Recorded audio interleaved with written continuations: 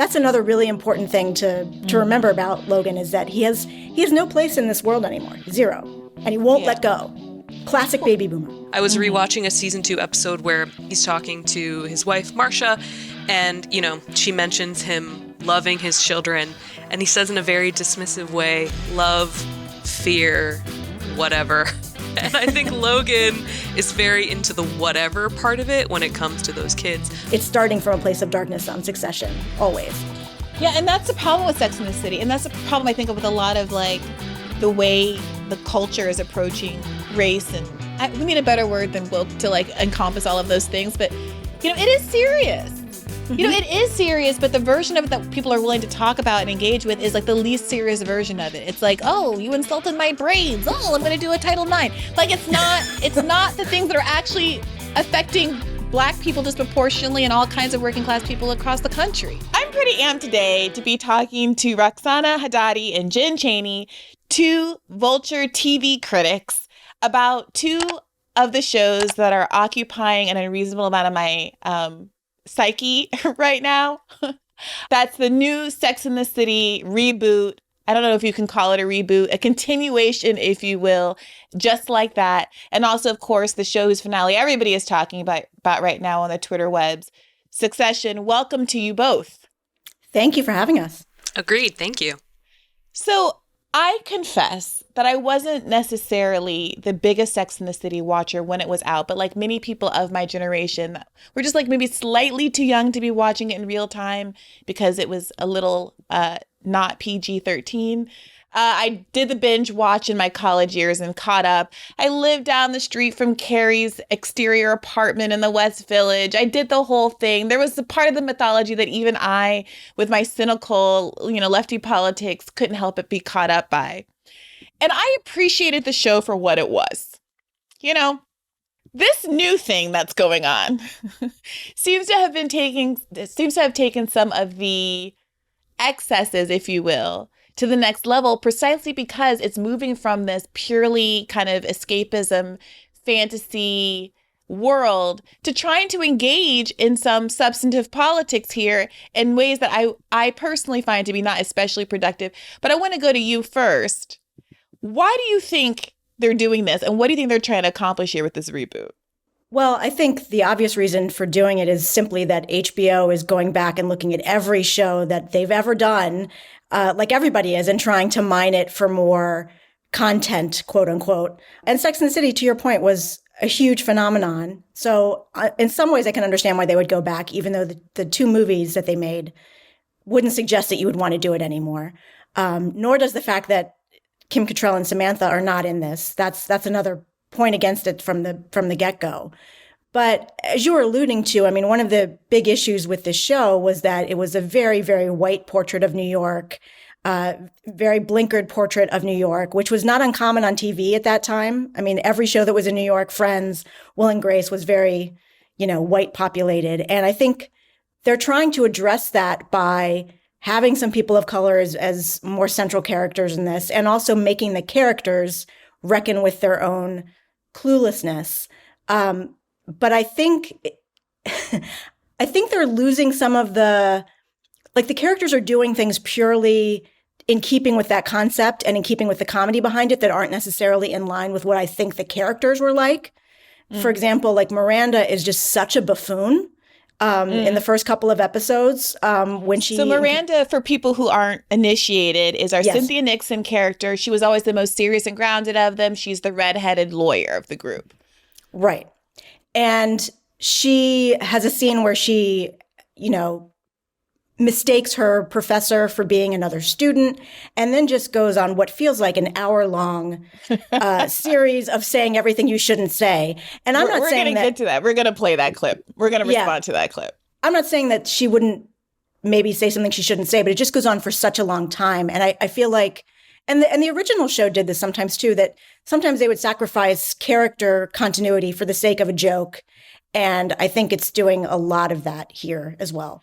So you just brought up kind of the 2, I think, biggest issues in the show. One, the absence of Samantha, who was our body. She was about 10 years older than the rest of the cast, and also the most kind of sexually open, sexually explicit, raunchy character in the show. She was the sex of Sex in the City.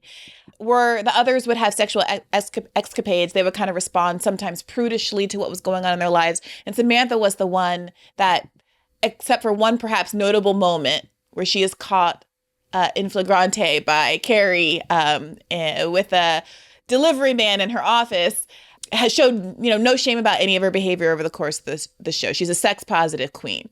And now she's gone, and they've tried to solve this problem of replacing her with, of course, a Black character to try to kill two birds with one stone. What do we do about Samantha being absent, and how do we get more diversity in the show? Roxana, how do you think that how do you think that they handled that? Well, I think they're trying to replace her with a bunch of different people, and it's one of those things that's uncomfortable sort of to watch, if only because I don't think you can replace Samantha that easily. And I think it sort of does a discredit to these other characters who I think we should just be experiencing on their own terms.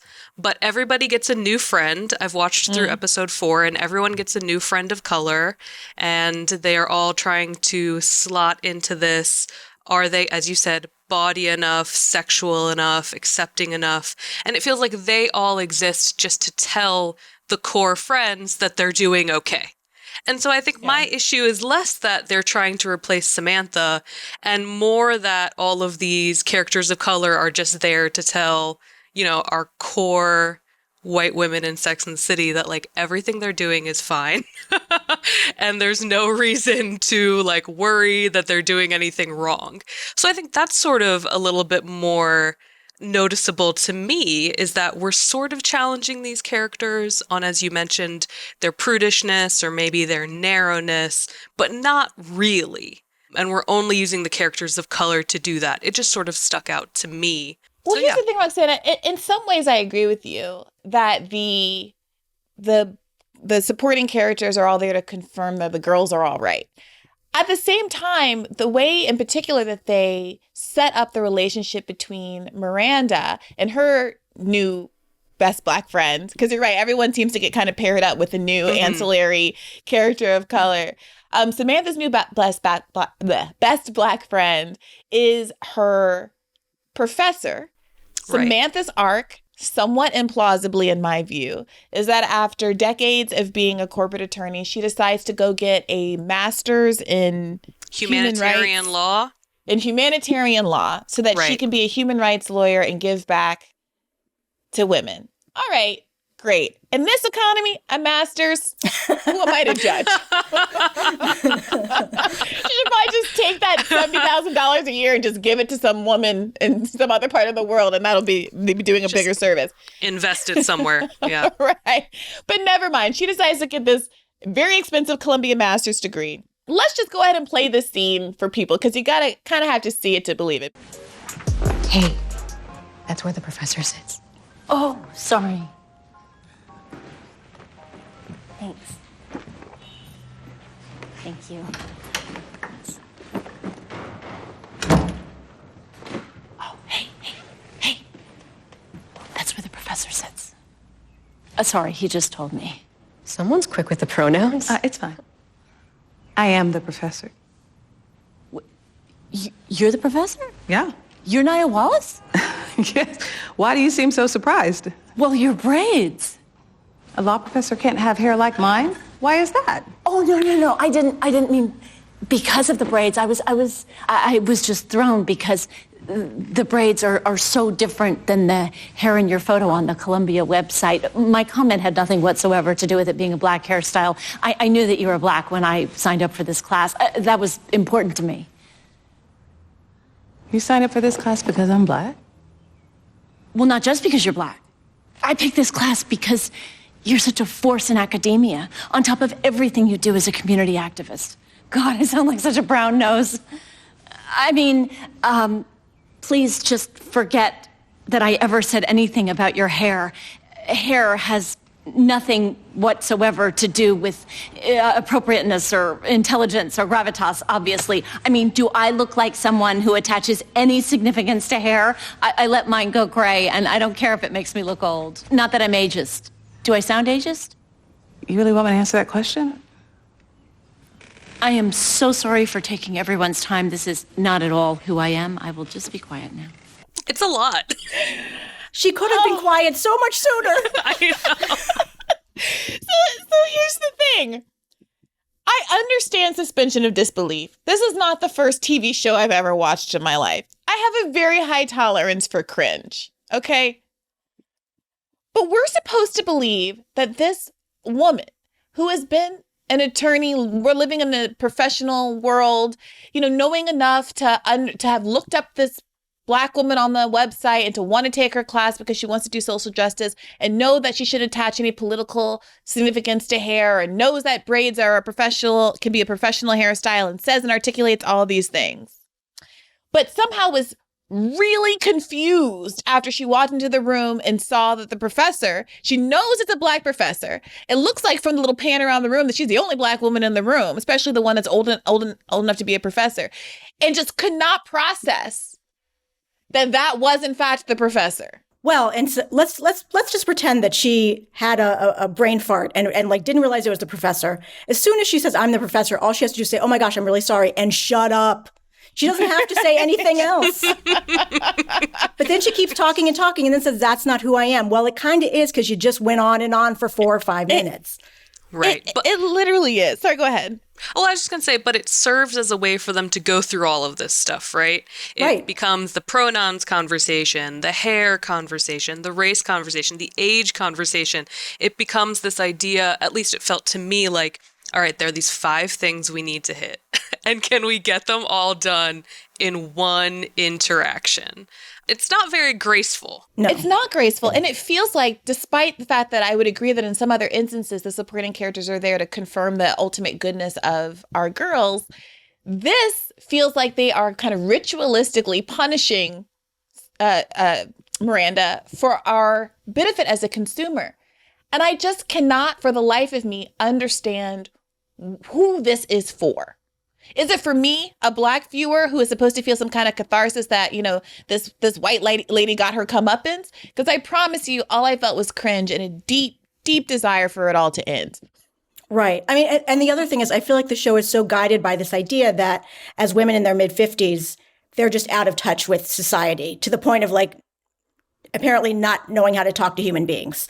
And I feel like, to your point, if the constituency is maybe women in their 50s who watched Sex and the City when it was originally on, that's offensive to them. Like, right. I think that's an ageist kind of take on who they're supposed to be. And it's in a completely different way, a narrow view of the world. Yeah. When they set the scene up and she walked in, I thought that the conceit was going to be that all of the people in the class presumed that she was the professor because she was older. She's the oldest person in the room. And that it was going to be about her being a fish out of water and the awkwardness of going back to school later in life. Something that would seem relatable, especially since we had just had this colloquy at the beginning of the episode about Charlotte pressuring Miranda to dye her hair, and that Miranda's, embracing life and being gray. And was this going to spark some insecurity in her that made her wrestle with what it means to be the age that she is and doing what she's doing in her life? Are you gonna, go crazy? Too late. Already happened. No, color your hair. I think Miranda accuses Charlotte of passing because she dyes her hair. I just think the gray ages you. No, you think the gray ages you. Because if we're friends and I'm this age, you can't be whatever age you're pretending to be. I am not pretending to be any age. I am 55. In an old version of Sex and the City, that would have been an entire episode about people passing. Carrie or Samantha would have dated a guy who's younger, who's trying to pass for being old. There would have been a whole exploration of that, which actually I think would be really interesting and has a lot of opportunity for comedy. Instead, it was just like a couple toss-off things, and then they move on to showing us that these women have no idea how to function as reasonable, semi-enlightened human beings. Charlotte is her own separate ball of horrible problems, but I expect better from her. We're gonna get to Charlotte. I do want to stay on the age thing for just 1 second, because it does feel from the opening scene, between the conversation about the gray hair and the fact that all of the raunchy sex talk is about their kids. I mean, the only person having sex in this episode, as far as I can recall, is Miranda's son, Brody, who we met as a little boy and to whom we were treated to a very graphic sex scene. Very with unnecessary. His girlfriend. And since Roxanne and I have seen the first 4, that's the only sex you get in the whole first 4 episodes. I do not want to see Brady the baby having sex. It was not something I had any interest in at all. None here either. We've got Brady's father, Steve. His whole, conceit is that he needs a hearing aid and can't hear anything. Hey, I got hearing aids. I'm an old-timer now. No, you're not. You only have 60% hearing loss in one ear and 40% in the other. Yeah, because I'm old. Right, Is why that's you the joke. You can't hear That's how the ridiculous joke. he sounds when he talks, and how he somehow sounds like he's more from Queens than he was like 20 years ago. I read that. Yes. And the reason that Brody's sexual behavior is brought up in the beginning is because Miranda, quote, started letting his girlfriend sleep over because she, quote, liked her. Because that's a completely normal parental thing to do. I like my kids' girlfriends and now they just live with us. And had stepped barefoot on a used condom of Brady's that morning. I stepped on a used condom in Brady's room this morning. Ew. Wait, I was barefoot at the time. Okay, now. Ew. Something she's powerless to stop. Right. Right. And when, I gotta say, Carrie's a prude. Has kind of always been a prude, but I was 100% with her when she's like, we're changing the topic of conversation at breakfast. Not because I'm a prude, because truly nobody cares about this. On top of that, on top of the sex being relegated to the youths, and all of the conversation that we just talked about Samantha, this the hair thing being such a focus of the conversation at this first breakfast table, suggesting that the show just really doesn't know how to engage with the fact that these characters have aged in a substantive way beyond these superficial nods to, Ruth Bader Ginsburg dyed her hair, why won't you? Which, politics. We're doing politics, people. I mean, what did you expect? I mean, how do you think that the show could be handling? What I think is really interesting is that these characters were always notable as being older than sexually active people on TV usually are, right? Even when the original show was airing, they were in their 30s and Samantha was in her 40s, right? Potentially even turning 50 in the course of the show. And that was always, a compelling element of the show, that we're not just talking about 20-somethings on Friends getting it on, that adult, mature women can be both single and sexually active, and that's not just like a sad thing. Suddenly, it seems that they have forgotten that entire conceit, and it's all about how uncomfortable the showrunners seem to be with the idea of women in their 50s still being sexually active. Well, I don't think there is no sexual activity. And it just seems that is not at all a component of who these characters are anymore. And I think that's something that they address in a later episode with Miranda, when she sort of realizes that maybe her and Steve are just roommates now. But there's no follow-up as to what that means and how do relationships change as you get older. There's no sort of sense of real interior transformation. It is all just the hair, outfits, gross teenage son stuff. And so it just feels like it's missing some of that interior core. And I'm not sure if that's because they were so interested in doing the, spoiler alert, I guess, big dies, and so that becomes the spark that everyone reacts to. But then that also sort of raises the question of, like, Big was sort of terrible. I love that line at the funeral. So one guest at the funeral was like, am I the only one who remembers what an asshole he was to her? Right. And so it's very interesting that it becomes this sense of like he became this wonderful man. Marriage changed him. Marriage made them better, but marriage made everybody else terrible. So it doesn't really seem like it is engaging with any of these ideas past sort of a nostalgic trip down, like remember Carrie's apartment, remember her clothes, remember her shoes, remember all of these, like these were the things that made these characters, and they weren't really. So it just feels empty. And I think Jen mentioned this in her review. Nobody's having sex, so what is the point of this show? Right. And even poor Mr. Big on his way out, like his last moments alive and not in health crisis on the screen are the poor guy being forced to just sadly masturbate on camera. I was like, why are you doing this to Mr. Big? My God, can he go out with some dignity? Masturbate for me. I want to see you. Okay, what are you doing? I'm surprising myself. Well, you're surprising the hell out of me, too. He can't. No. He cannot. He had to masturbate and get murdered by a Peloton, and that was it for him. But I mean, go ahead. Sorry. I think that's Miranda's storyline, as you said, which we get into a little bit later, and having a marriage that has maybe lost some of its spark. Like, that's a valid thing to explore among that age group. But, you know, Big and Carrie and also Charlotte and Harry seem to be happily married. They don't let Big stick around long enough to know more about what their sex life would be like, but they don't really get into it with Charlotte and Harry either. And it almost feels like, because at least up to this point, the only person we've seen have sex is a teenager, that there's something verboten about seeing women who are their age have sex, which is completely contrary to the whole point of the show. So that really, that's something I'm having a hard time with. Well, and that Carrie isn't even comfortable talking about it. Right? Which, like she could be prudish, but she was not this bad. No. Yeah. The fact that she can't engage on a podcast, which is her job to talk about and it's sex. about Carrie sex. has a podcast. Right. In the first scene, oh my God, they say the word podcast like 15 times. That I'm on that podcast. Podcast. I guess your passing is younger, too. I love you to death, but I draw the line at podcasts. She listens to the podcast. And the idea being that because Carrie has a podcast and is on Instagram, she's a modern young thing keeping up with the kids, which, LOL.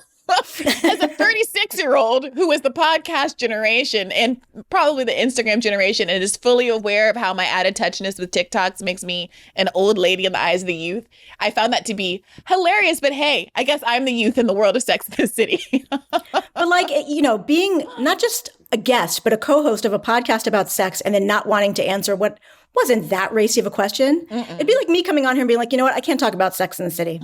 It's Sorry, too much. I just can't talk about I can't do it. Right. What about you, Carrie? Oh, me? What?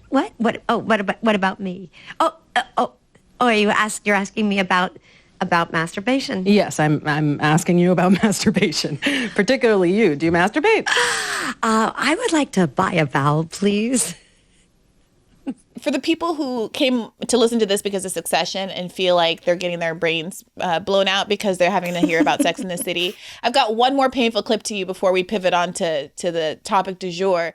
But I do want to say about your point about Harry and Charlotte is that in the original series, I think the most iconic Harry scene, you know, the whole thing was that Charlotte wanted this Ken doll husband and she ends up falling in love with her divorce lawyer who is not stereotypically, you know, attractive, and they have amazing but very sweaty sex, and then Harry kind of puts his sweaty bum all over her nice pristine furniture, right?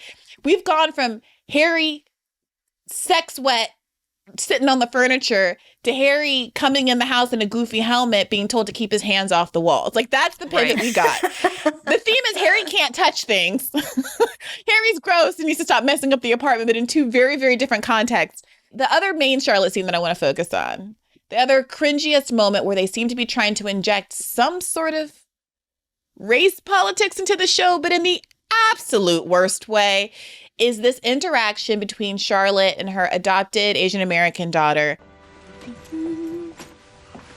Hi, everyone.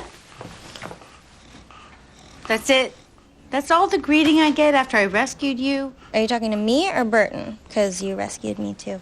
Lily, that is a terrible thing to say. I know. That's why I said it. Well, never say it again. And for the record, you rescued me. For those who don't know, Burton is the dog that's sitting on the child's lap. So not only did they have the self-awareness to know that's a terrible thing to say, because the subsequent line is, that's a terrible thing to say. They put it on the kid. They put it on the child actor to say, yeah, that's why I said it. The show does this a lot, where it makes a joke out of saying a terrible thing, knowing that it's a terrible thing, but somehow still wants to get away with saying the terrible thing. It's a real approach that seems to be guiding the whole thing so far.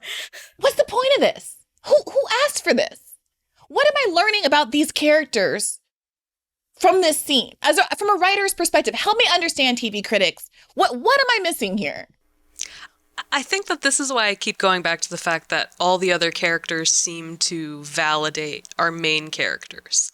Because it's moments like this where it's like, I'm saying something terrible, but I love you and you love me and that's okay. And so it just seems like a lot of to be cruel, I guess. It seems like patting these characters on the head and being like, anything you're doing now as an older person is okay and is valid. And I don't understand the approach, but Jen is right that it certainly seems to guide every new character. And in later episodes, when we sort of tiptoe into other questions about gender identity, it also is sort of there to have some characters say something very out of touch, but then magically they get guided to the more correct, quote unquote, politically correct answer. And so I sort of feel like it is just a way to be like, to viewers, if there are viewers of a certain age who align with these characters, that it sort of feels like you'll figure it out. Like, it'll be okay. If you aligned with one of these characters, if you were in a friend group that said, I'm a Miranda or I'm a Charlotte, you too will eventually be accepted by the youths and people outside of your racial group or varying, characteristics or identities.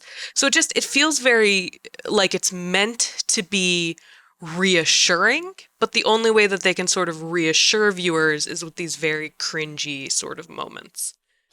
Well, it makes me wonder how much I may be understating or underappreciating how much anxiety there is among liberals about just saying the wrong thing.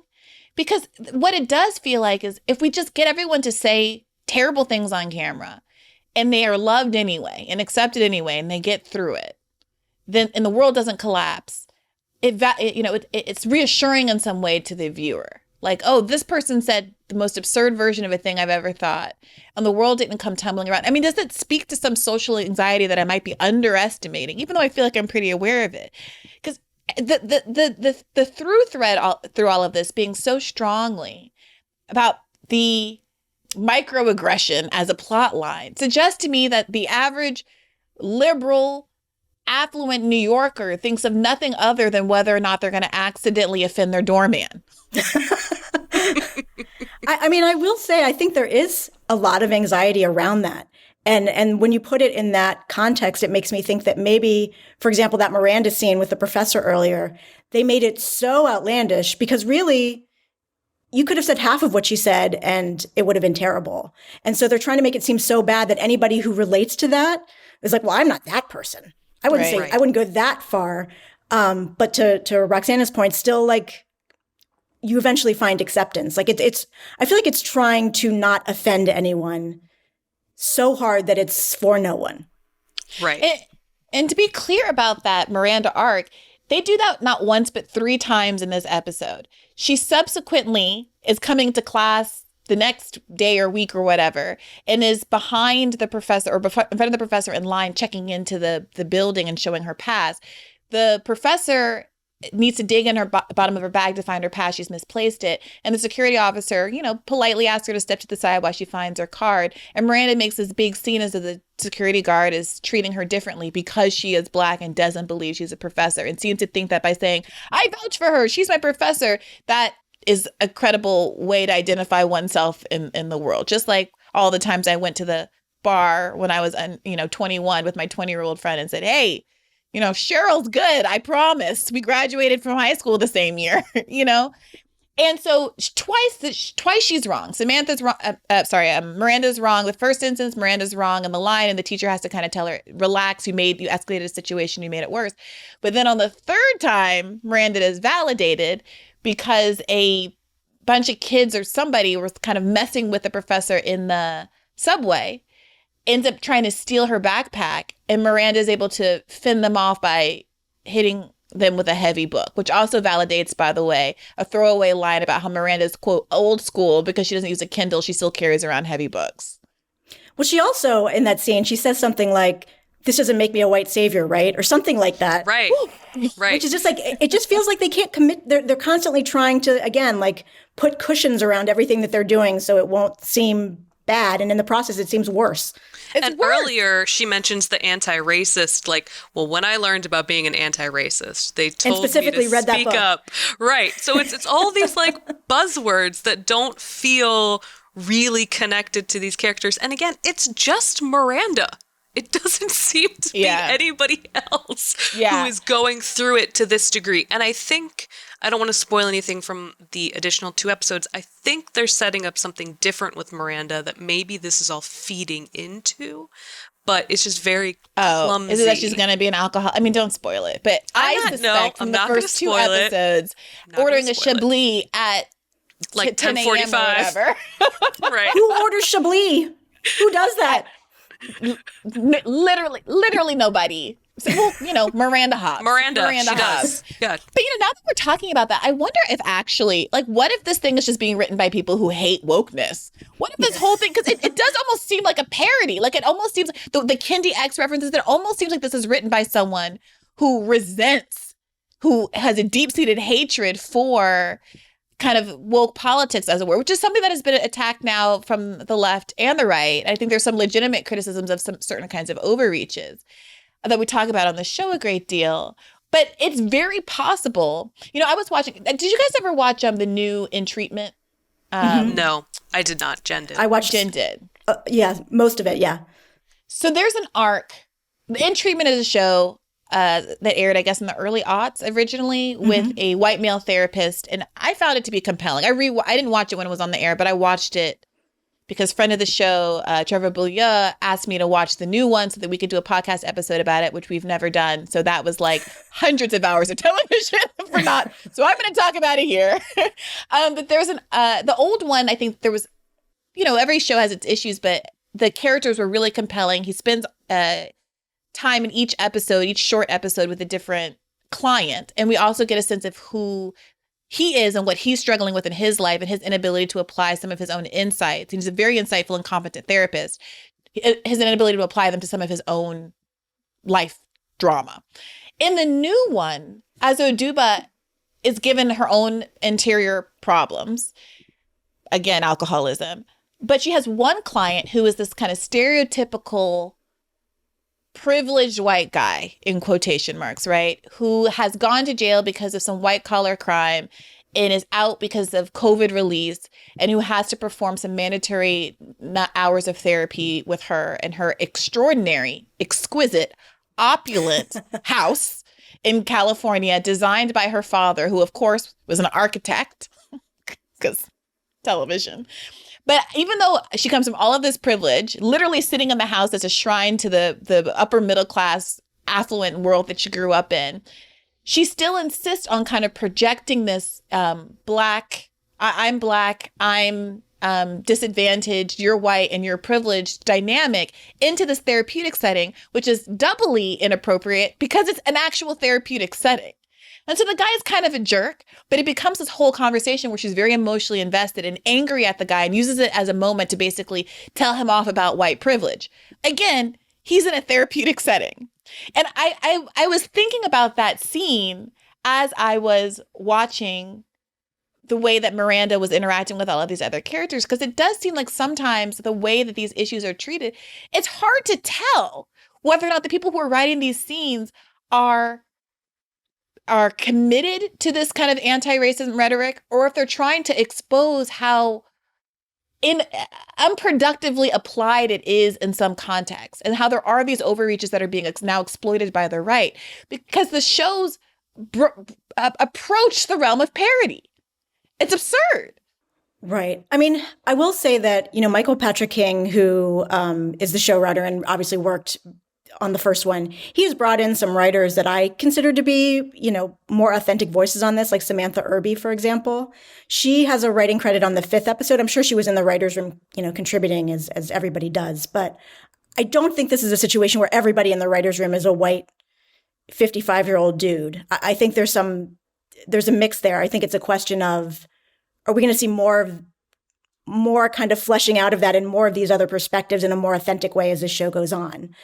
Because Michael Patrick King may have been shepherding it early on more so than the other people were. But it could have been that a Black 30-year-old Barnard graduate could have written some of these lines. I don't necessarily attribute the awkwardness of these lines to the idea that they were written by a white person.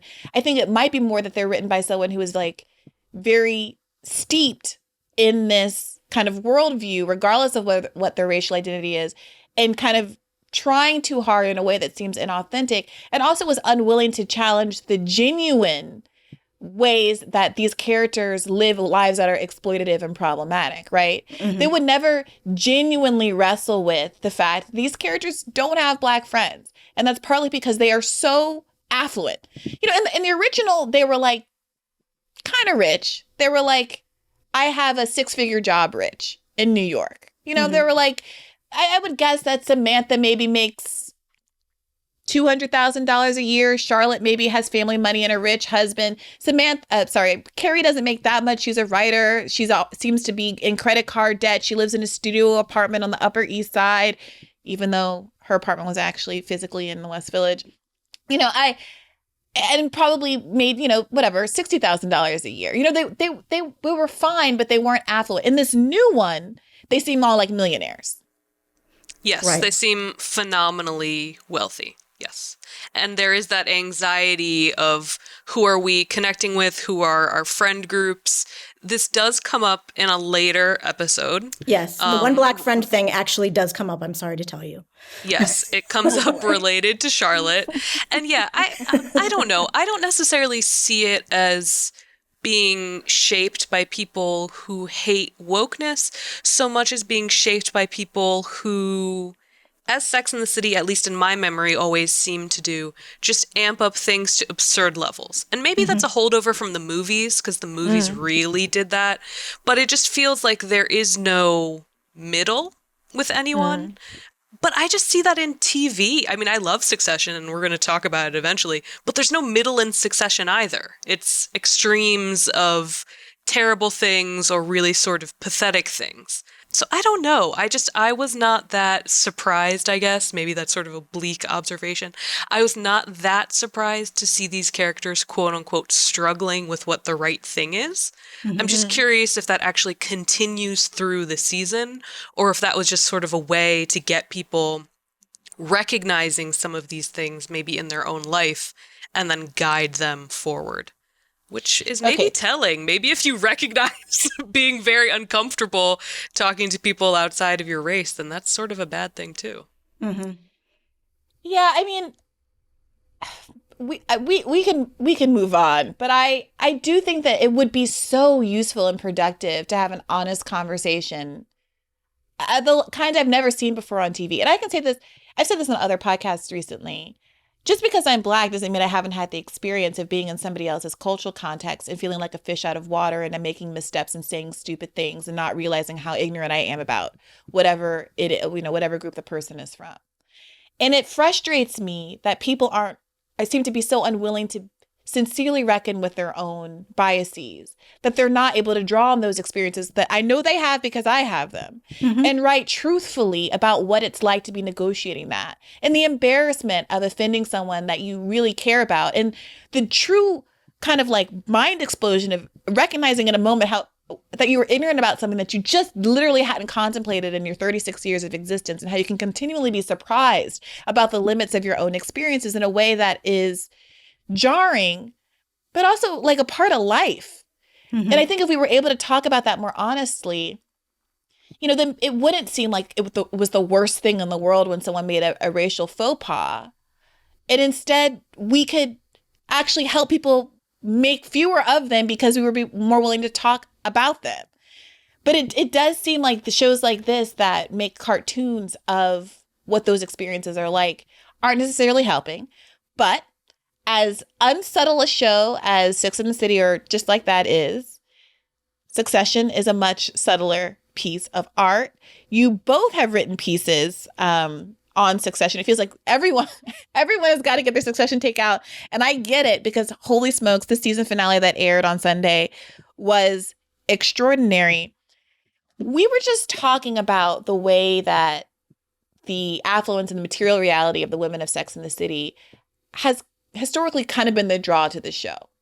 You came for the shoes and the outfits and the vibes as much as as you came for the friendship. One of the things that really strikes me about Succession is that despite the extreme affluence of everybody involved, I don't find it to give me covetous vibes. Am I the only one? No, I totally agree with you. I mean, they're often, as they were in the finale in beautiful settings. They're on yachts. They're in Italy. And there's something completely unalluring about all of it. And part of it is because you wouldn't want to necessarily be around any of those people. But I do think they make choices in the way that they're presenting it that do not glamorize it in the same way that a show like Sex and the City does. Yeah, I think there is sort of a disconnect between, well, we talk about this in the Slack. We talk about the clothes that everyone is wearing and how either completely unassuming they are, like Kendall and Logan have the same sort of like all black, no logos outfits. Or we were also discussing Shiv's outfits this season and how there's always something off about them. So it really seems like these material things that you theoretically would assume these billionaires have access to and they're amazing, they're not presented in an enjoyable way. No one is having a good time. And I appreciate that extends to the private jets, the cars, the everything. No one is having a good time. I think Succession does the opposite of what Sex and the City does, which is, and Just Like That, which is you go into Sex and the City or Just Like That and you know you're supposed to like them. And so if they do things that you don't like, it challenges your understanding of what the show is. Succession, you go in knowing you're not supposed to like them. And then slowly over time, you start to empathize with them and you're like, what am I doing? But they're coming at it from completely different places. Yeah, they really are in Tuscany in like this beautiful setting, and they're all squinting and bearing down into the sun like they're in the Sahara. Shiv's always wearing some dress that looks deeply uncomfortable and stuffed in shapewear. Shiv's got a figure that just won't quit. I love that they don't often let affluent people be on TV with any kind of shape and curves, but they make her look deeply uncomfortable in every frame. And it works. She's constantly fidgeting with her hair. She is teetering around on heels in the dirt, squatting down to comfort her siblings. But before we get into some of the kind of plot aspects of that, for those who have never seen the show, can one of you just give a brief gloss of the conceit? It is about a very rich family who in the beginning were basically supposed to be like the Murdochs, and the 4 children are fighting to be the successor to their father, Logan Roy, who is deeply terrible, but they love him for some reason because of, abuse and manipulation.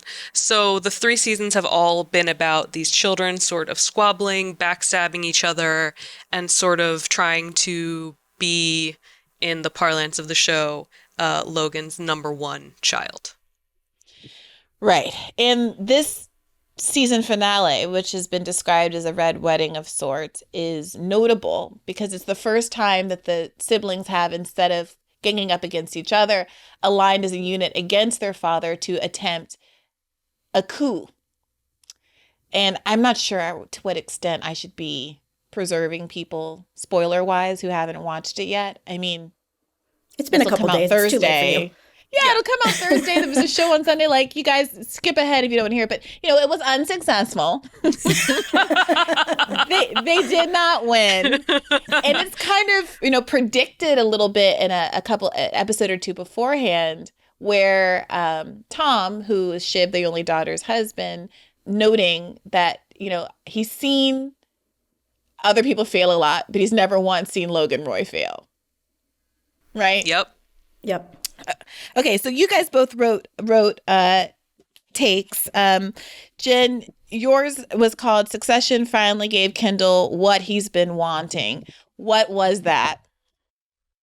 Well, since the beginning of this series, he's been trying to unseat his father. And as you said, he didn't really succeed in that regard. But especially at the beginning of this season, he was already trying to stage a coup and out his father for all his misdeeds and get his siblings on his team so that they could all kind of go against him as a unit. And nobody was willing to do that because, Shiv and Roman in particular still had this idea that if they just manipulated a certain way or jockeyed a certain way, that then they would be dad's favorite and they would become, important within the company. And they finally realized in this finale that that's not possible. And Kendall had them on his side. And I think ultimately that's all he wanted. He wanted his siblings to be rallied around him and actually showing him, to the extent that they are capable, some measure of love. And I think that they did that. He was able to confess to his greatest sin from the first season and be reassured in a way that his father absolutely refused to reassure him. So that sin, which I got to confess, I don't know what this says about me and my sociopathy. I've completely forgotten about it. Oh, no. I'm like, oh, yeah, he killed that guy. But, he was dealing in the throes of his addiction. He was riding around in a car with a member of the wait staff at his sister's wedding, and they veered off the road into a lake. He manages to get out of the car, doesn't really put in arguably sufficient effort to try to save the kid who's in the car, and he drowns. I just rewatched this because I thought that Kendall's story was wrong, but he does actually dive 3 times to try to get the kid out. Yeah, he tries.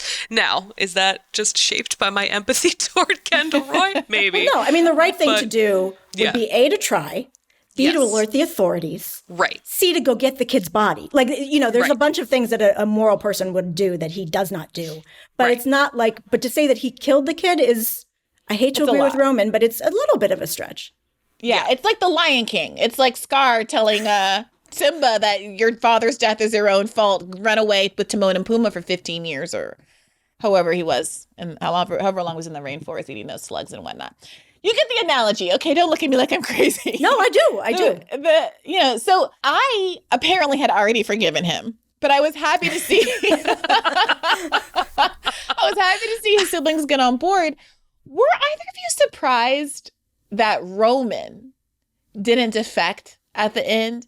Because he, of all the kids, was in the best position. Roxana, did you write the piece that was like, who got the worst deal in the episode? Yeah. Yes, I did. I was focused on Roman because it seemed to me that going into it, he was in the best bargaining position. It is possible that he wasn't going to be screwed by the deal his father was executing, the same way his other siblings were likely to be cut out of the company being bought by Alex Skarsgård. I don't trust Logan on anything. And so I don't really think that he would have protected Roman. And I think something that they have done over the course of 3 seasons is show us very clearly, allude to the fact that Logan used to physically abuse Roman. I do think that there has been sort of a discussion of that. One time when Logan slaps Roman, Kendall gets in the middle, and it feels like a very established routine. Like Kendall knows what to do, Roman is used to reacting. And then there's another moment, which is just a cutaway this season, where Roman is walking up to meet Logan getting off a plane, and Logan mimes punching him in the face, and Roman mimes falling away. So it feels like there is like an abusive dynamic there of which Roman is terrified. And so I do think that maybe Logan would have protected him a little bit, but I think that there is such a wound there that Roman certainly lost the most by standing up to his father. But I also think it finally disconnected them in a way that might be escaping whatever cycle of abuse was there. I mean, they've all been abused. Like everybody on this show is deeply screwed up. So it definitely felt like Roman walked away from the most, but maybe finally he can sort of deal with all of his myriad issues. Yeah, I mean, I was rooting for him for sure. And the mother had that moment, I think, in the previous episode where she has a one-on-one with Shiv, where she explains the dynamic between the kids and their father as a man who kicks dogs to test whether they'll keep coming back. So, for sure. But it's not just Logan's representations about protecting Logan. There was this moment where where Roman and Logan visit Alex Skarsgård's character, who is the one that's about to buy their company potentially. They're working out a deal. They thought it was going to be a merger, but then it becomes apparent that the more advantageous deal that makes the most sense is for the younger startup that has longer legs on it to buy the aging media company. And there's a moment when that comes on the table where Lukas Matsson says something that feels kind of sincere. I mean, you never know with this guy. He's been very slippery throughout. But about how he really values Roman. There's a place for Roman. He really sees his value add, and he would be instrumental in however this company gets restructured. Like, Roman's in. And that representation on top of Logan's representation, seen through Roman's eyes, I thought I wouldn't be surprised and wouldn't entirely blame him for choosing the opportunity to stick with his father in this moment, given, what Thomas just said, like I've never seen Logan lose. And boy, oh boy, has Kendall been a loser this whole season. Right. But how is this complicated by the dick pic? Right. How is this complicated by the dick pic? So for the uninitiated, there's a lot. What happens with the dick pic? Oh my gosh. Okay. So, and Jen wrote a piece about this, so I think Jen should answer the question. Of course. But put the dick pic on me. Yeah. So to speak. That's the title of the episode. Put the dick pic on me. But I'll just explain it. So Roman has had for like the past 3 seasons this flirtatious sort of relationship with Jerry, who is the company's lawyer and currently their president, like their interim president. So she had said earlier in the season, like, I will align myself with you. And they've had this sort of flirtatious energy. And so Roman does something very smart related to Lukas Matsson at the end of the penultimate episode. Jerry texts him like a good job. Logan texts him a good job. And Roman, instead of texting Jerry his dick pic, texts it to his father, which is what clues Logan into the fact that whatever has been happening between the two of them has been happening, and it reaffirms his sort of suspicions that Roman is, in his words, like a sicko. I think he throws that out. Yeah. So Jen, how do you feel the dick pic complicates things? I think in the scene when the 3 of them are on their way to see Logan and have what I think is the most honest conversation that the 3 of them have ever had, meaning Shiv and Kendall and Roman. Shiv says, Dad thinks there's something wrong with you. So he's never going to let you kind of advance to the way that you want to advance. And she's not saying it to be mean and snarky like she usually does. She's being straight with him. And he knows now that she's not lying. Like, he probably does think that. And then to your point, Brie, I agree that, like, it might seem like between the conversation that Roman's had with Matsson and Logan that he has sort of a sure thing, but that's only if you think that either of them is trustworthy. And Matsson, I don't trust at all. A red flag sentence he said in the previous episode was something about, like, I'm fascinated by failure, or like something like that. I'm like, if I'm trying to succeed, I don't know that I want to, like, be pairing up with someone who's like, it might be fun to fail. And I don't think, Roman says he's a people sniffer and I don't think he's that great of a judge of people. And so I don't think, as Roxanne already said, I don't think he would have necessarily been in great shape if he had stuck with them. Yeah, the thing about Matsson is that even if Roman does have some interpersonal skills, I mean, he obviously has a certain amount of dynamism and charm. And Matsson seems like if Roman were serious. The level of insight and ability that Roman might have if he weren't so distracted by things like trying to, bone the chief legal officer of his dad's company, who, for context, for people who haven't watched, is old enough to be his mom, and that's part of why you're, as a viewer, you're put into this really interesting dynamic where you agree that Roman is a sicko because he is sending dick pics to unsolicited dick pics at work. But you also want to defend him because it becomes clear that part of what the father is offended by is the idea that Roman has interest in an older woman. Right. When Logan himself only has interest in younger women, has been kind of serially replacing his wives with younger women, and is currently dating his, maybe 30-year-old assistant, or maybe she's in her 20s. I don't know. I make everybody 30 now in my brain. But the other thing that whole sequence illustrates to me is just how much of a dinosaur Logan is. Like, the whole idea that people send dick pics, he's like, what? And it's not that he's offended, because it's completely just out of his wheelhouse of understanding. But this is somebody who has maybe gotten away with a huge sexual harassment scandal. He doesn't give... Are we allowed to curse? Yeah, go for it. He doesn't give a shit about women or any of that stuff. He's offended by the fact that his son might be a sicko and that Jerry is, quote unquote, 100 years old. Right. He's not worried about the consent issue, the optics of this, given the fact that DOJ is breathing down their necks. None of that. That doesn't occur to him. And so I think that's another really important thing to remember about Logan, is that he has no place in this world anymore. Zero. And he won't let go. Classic baby boomer. Well, what do we think about his motivations? Because when the show started, it felt like the whole conceit was going to be like, this man's about to die. You know, he had a heart attack on the first episode? Stroke, and, yeah. You know, what's going to happen to him in the interim? Sorry, I'm always getting in trouble for mixing up heart attacks and strokes and mea culpa. Sorry. Big heart attack. Yeah, big heart attack. Yeah. But you know what do we make of his motivations now that, you know, to the kids' point, when they're having this final confrontation at the end of the episode, they're like, why are you even doing this? You know, what are you going to get? $5 billion out of it? You already have many billions of dollars.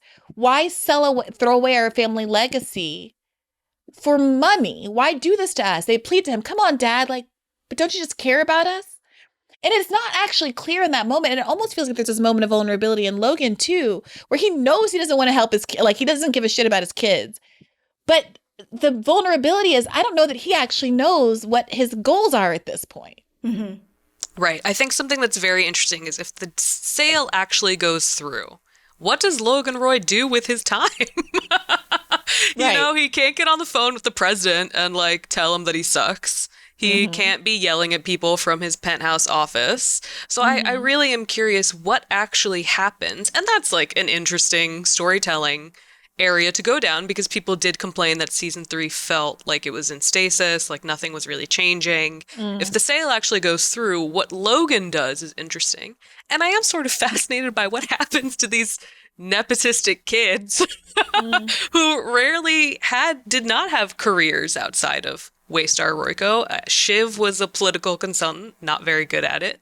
And so I am sort of intrigued by what do they do? Does it become, you know, meeting again with shareholders and trying to raise capital and start something different? Or how do you start again when your legacy media company gets sold to a tech startup? I really don't know. So I'm intrigued by that. But I think Logan's vulnerability comes from the question of his potential irrelevance, not from any softness toward his children. I was rewatching a season 2 episode where he's talking to his wife, Marsha, and, you know, she mentions him loving his children. And he says in a very dismissive way, love, fear, whatever. And I think Logan is very into the whatever part of it when it comes to those kids, unless he's trying to have another kid with Carrie, which, which could be interesting. I just want to interject and say two things. Logan is getting two things out of this. And you have to remember to think in small terms. All he cares about is winning. Right. And beating other people and having one up on whoever. And I hate to bring up his name, but in that regard, and maybe only that regard, he reminds me a lot of Donald Trump. Like that is all that motivates him. So he knew his kids were about to try to betray them, and he got to, you know, save himself before they could do it. So that's good. And then they say very early in this episode, I think it's this episode, that DOJ is about to hit them with a huge fine. And I've got to assume that by getting out of the company, that fine no longer is his problem. And all the onus for whatever has happened with that fine is going to fall on Matsson and whoever else is in charge. And that, again, is him, quote unquote, winning. And I honestly don't know that he's thinking any further than that. You know, I feel really bad for Charlie Sheen because we all forget that was his phrase, winning. Sorry, Charlie. Sheen came up with winning, and this is Charlie Sheen erasure, and I don't know that I can stand for that on this podcast. Charlie Sheen walked so Donald Trump could run. Okay, less we forget. I don't know about that, but all right, I'll let you say that. So you brought up this baby batter issue. Tom's thesis. It was Tom, right? Who figured out? No, it was Connor. It was Connor, the eldest son. How could I forget? The eldest son figured out that by looking at something that is going into his dad's smoothie, that he is trying to have a child with his latest love interest, his young assistant. And that some people have speculated that this is going to be the new focus of his attention. Not sure why suddenly at this point he would have any sincere interest in kids, especially when you see how awkward his interaction is. She's putting that shit in his smoothie. He drank that smoothie and was like, ugh, like he doesn't know she's doing it. He doesn't know she's doing it. Oh, okay, Jen. All right. I respect Carrie. She seems truly Machiavellian, so I could see that happening. She wants that bag. Did I read this on one of your guys' reviews that you can see an arc with her clothing as she becomes more comfortable in her position on the show? I think I said that, yeah. Mm-hmm. Yeah, she's gone from wearing neutrals and blacks and blending in with the rest of the staff to being more brightly attired and being willing to kind of push back and jive back and forth with the siblings when they try to treat her like a servant. Yeah, she goes from wearing these. I found the first episode in which she appears, which is just silent, wearing like a, boring gray dress. And now she's in like pussy power monochromatic pink, telling Roman to fuck off. So I do think that she at least feels more comfortable. It's really interesting. I was reading an interview with Brian Cox where he said that he does not think that Logan and Rhea in season 2 actually had a physical sexual affair. He thinks that that's something that the children sort of projected and were terrified of their father being a sexual being. But I think this season, his interactions with Carrie certainly seem to suggest that something else is happening. I mean, her following into his bedroom in Virginia really makes me think, no, there's something going on here. And I think her sort of strength and confidence as we progress through season 3 seem to support that. So. And what do you make of his wife Marsha's apparent indifference to this affair, which everyone else seems aware of? Do you think she's unaware, or that she doesn't care because she's just renegotiated good terms of reuniting with Logan and she's just in it for the money? Yeah, I don't think she cares. I don't think Marsha cares. I don't think Marsha cares at all. I mean, I'm very disappointed that we didn't get more of Hayam Abbas this season because she's amazing. But I think that being embarrassed by Rhea sort of mentally separated her from Logan. She renegotiated her financial settlement. She got jobs for her son and her daughter, or at least payouts for them. I think she wants to hold on to the power, but physically does not care. And we sort of saw this with Caroline too, right? She negotiated a great divorce settlement, but she likes the proximity of power to Logan. The only person who really arguably has separated themselves is his brother, Ewan, but even Ewan retained his board seat. So really it's just that nobody quits Logan in this series. It is interesting that, the ex-wife whose wedding that we're all here for in Tuscany, her husband is so solicitous of Logan's presence in a way that's not really explained, but we're all just kind of meant to assume that this man, being in this man's orbit, the gravity of it is its own reward. Right. Well, and he also wanted the money, and he got it. Like, they renegotiated whatever was in that divorce settlement, and now he's going to profit from that, and the 3 kids, have been cut out. So, and he got that done before the wedding night was over. Good job, buddy. Yeah, he says, Caroline says, Peter is very happy. Yeah. Of course he is. Yeah. And in some ways, the Caroline does seem to be the cruelest, perhaps the cruelest person on this show. Because unlike Logan, there doesn't seem to be some other drive that's motivating her distance or cruelty toward her children. And maybe we'll get some aspect of that unpacked later on. But that scene between her and Shiv, where they, this rare Bechdel passing scene, where they have a very intimate conversation about their feelings toward each other. I mean, one of the things the show does, and that the Sex and the City fails to do, is they will have the frank, raw, all emotions bared conversation without any punches pulled at all. You don't love me, Mom. No, I didn't love you. Those are the kind of conversations that Succession is able to have. And somehow it does not seem cartoonish, despite the kind of boldness and unsubtlety in terms of the content of those conversations.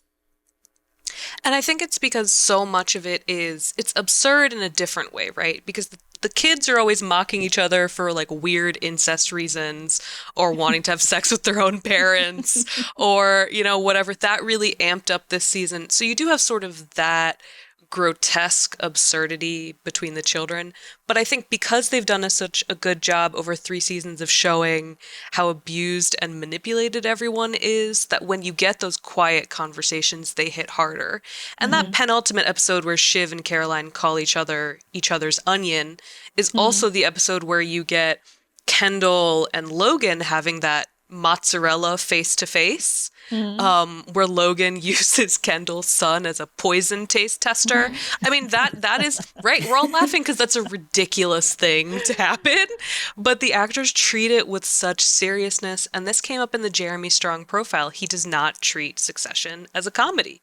He treats it as a tragedy. And so I think the weight that the characters bring to those interactions help the interiority shine through. Yeah, and I think, he's right that Kendall is in a tragedy. Kendall is maybe the only character who is totally in a tragedy, but I understand where he's coming from when he says that. And I would also say that this show, I mean, when they submit it for Emmys, they submit it as drama, which is so weird to me because so much of it is comedy. But it's coming from a place where we are not afraid to say dark things. And Sex and the City and just like that, that's not they're trying to be as light as they possibly can. So you're able to go from a dark laugh to a really serious conversation that you can take seriously because it's starting from a place of darkness on Succession, always. Yeah, and that's the problem with Sex and the City. And that's a problem, I think, with a lot of like the way the culture is approaching race. And we need a better word than woke to like encompass all of those things. But, it is serious. It is serious, but the version of it that people are willing to talk about and engage with is like the least serious version of it. It's like, oh, you insulted my braids. Oh, I'm going to do a Title IX. Like, it's not the things that are actually affecting Black people disproportionately and all kinds of working class people across the country. Do you know what I mean? Yeah. And that's what feels disrespectful. And that's what kind of the left critique of the wokeness is about. It's like, it's not that I don't care. Like, I have had a partner at a law firm tell me that my afro looked like a clown. Okay? Like, I've been there. And I was irritated, especially because she was redheaded. And I was like, who's the clown here, ma'am? Who is the clown? But that's besides the point. Like, I understand why people would have those focuses, but it's just, it does feel disrespectful at a certain level when racism, capital R, like capital W, white supremacy is treated in these like comedic one-offs where I'm supposed to be invested in the embarrassment of one affluent New York lawyer. And a show like Succession is able to get me deeply invested and treat with great seriousness, but it ultimately is a tale as old as time, just some basic family dispute. I think for me, the thing that Succession does so well, and we've talked about this, but just to put it frankly, everyone is terrible. And I appreciate that by starting everyone off on a baseline of terribleness, I think that's more effective. Shiv is terrible. Like girl boss Shiv is awful, opportunistic, relentlessly ambitious, completely moral vacuum. And so that poor sort Tom. of poor Tom, but that sort of presentation to me is more effective and sort of a reminder of, as much as I can have empathy for these characters on a one-off basis, fundamentally they are emblematic of something deeply terrible within our culture. And I really love the casting of Iranian actor Arian Moayed as Stewie Hosseini. Because this to me is the back and forth of representation, right? I'm Iranian American myself. Of course, there are tons of terrible Iranian VC guys. So I recognize that. But at the same time, I appreciate that there is an Iranian actor on this show who is included and treated with as much, resentment and awfulness as everybody else. So that to me is like almost more beneficial representation than a character of color telling Miranda, she'll be okay and everything will be all right. Although I will say Succession did get that criticism for not being diverse, which is sort of the point. These people don't have friends of color. Right. But they did shoehorn not one, but two Black lawyers into this. At one point, Greg is feeling pulled in both directions, doesn't know what camp he needs to join. And he calls up some friend he went to college with who is like a law student. A first-year law student. Right. He's got the poor girl on the corner of his couch like, I don't know, dude. I'm just taking torts. And then, of course, there's a fight over who's going to get basically the best lawyer in town, who's played by Sanaa Lathan, who is, per an episode we did previously, very famous to me and to Black people, but might be a new face to some folks. She was also, I loved her in Nip Tuck. And they treated her, in fairness, unlike in Sex and the City, just completely neutrally. Like completely like they would have treated any other person of any other racial background cast in that role. And it benefited the show. It made it seem less like a stunt, even though I think there was still a perception, at least from my part, that they were making an effort to get some melanated person on the screen. Right. And I think the same thing is true of Stewie, who Roxana just mentioned, because I interviewed Arian Moayed recently, and he talked about that very specific thing, that the fact that Stewie's Iranian, like a lot of people watch the show and probably don't even realize it because it doesn't really come up. If you know, but he is just as shrewd, and I think he's shrewder, frankly, than most of the Roys are. And as you were saying, Roxana, just as awful as everybody else is. But one thing I want to say really quickly is that what's funny to me about Succession is also the entire system that these people represent. I mean, they're basically running their equivalent of Fox News and just doing just horribly damaging things from a corporate perspective. And that really doesn't come up very much when we talk about the show because we're much more interested in the dynamics between the personalities. But I think there's always an undercurrent of that for me of like, not only are these people terrible, but what they do for a living and what they're propping up, even the least terrible among them, like Jerry, is still awful. Like they're ruining society.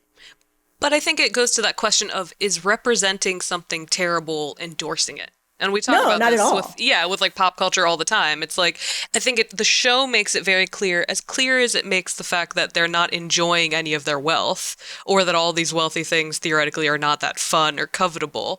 I think it doesn't pretend that like anybody should be on team Kendall or team Connor or team Shiv or whatever. I think it manages to walk that line pretty well between, yes, they're all fighting over this terrible thing and it's terrible and you shouldn't really want anybody to win, but you get invested in the family dynamics nevertheless. Right. Yeah. I am team Tom to Greg though. Oh yeah. I mean, yes. Okay. Yes. We're all still team Tom. I don't know how I feel about him right now, to be honest. About Tom or Greg? About Greg.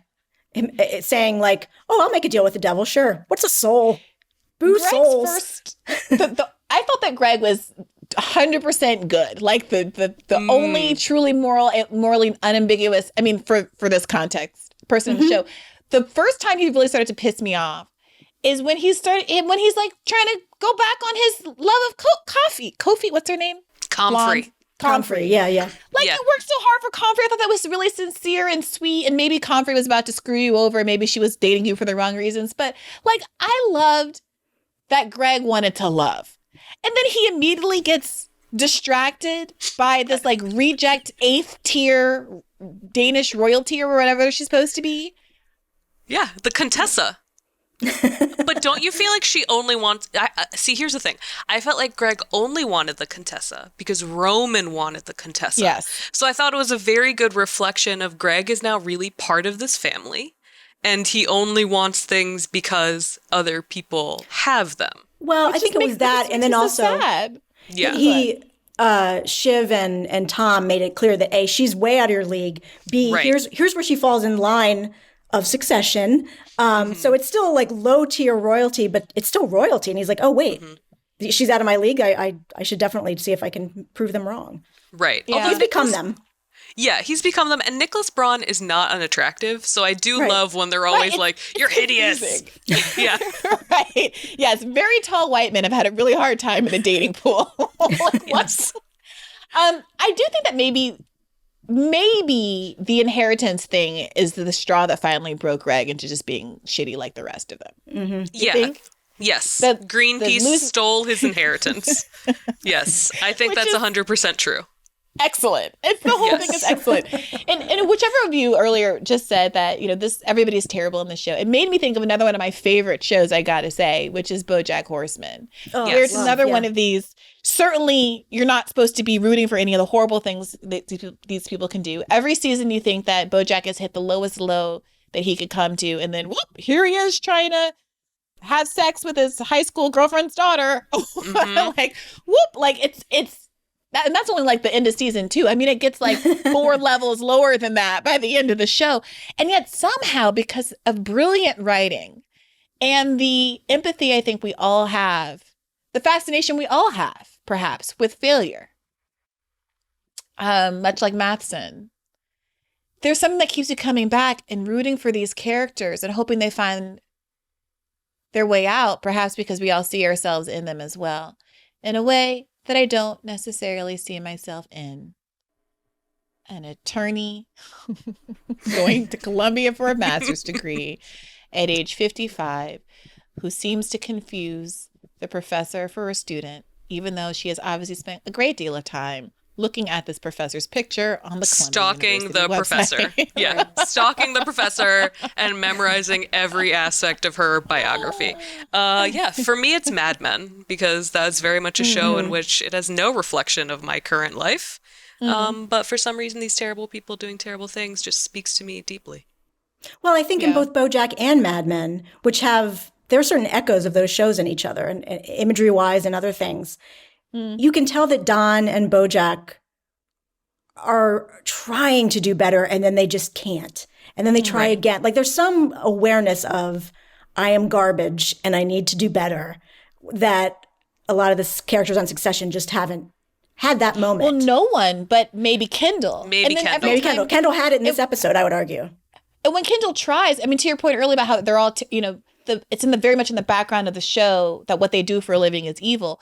Kendall tries very hard to make it in the foreground, right? At the end of the last season, he exposes everybody. He's like, I'm going to crusade for justice. I'm going to be a social justice warrior. And it's treated as a joke, not just by members of his own family, but by the broader public. Z-Way drags him, right? Like, the shareholders don't care.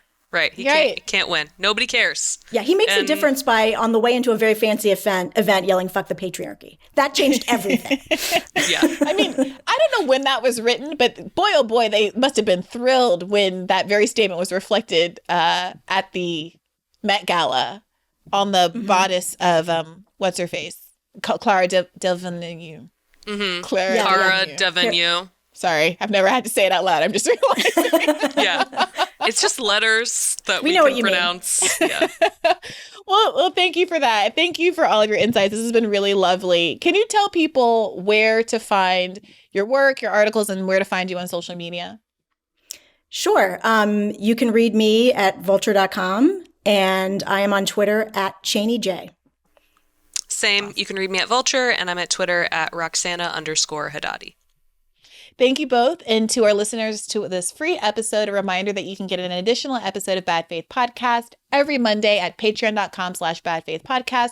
For $5 a month, you can unlock not just our most recent premium episode, which many people are saying is one of the most important conversations we've had that have really summed up a lot of the talks we've been having about messaging and how the left can move forward and push its agenda create a multiracial working class coalition that can actually feed the glowing rose of fascism. You can get that and about 60 other paywalled episodes at patreon.com/badfaithpodcast. A reminder that if you cannot financially support us at this time, we really appreciate it if you go to Bad Faith YouTube, subscribe and like, and help us beat the algorithm.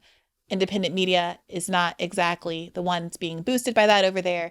And as always, take care of yourselves and keep the faith. Hey YouTube, thanks for watching. Just a reminder that this is a podcast. You can catch an extra premium episode every Monday for $5 a month at patreon.com/badfaithpodcast. That's patreon.com/badfaithpodcast for $5 a month, an extra episode every week. Additionally, please do consider liking this video, subscribing to this channel. It helps us out. It helps independent media beat the algorithm. We appreciate you. And as always, keep the faith.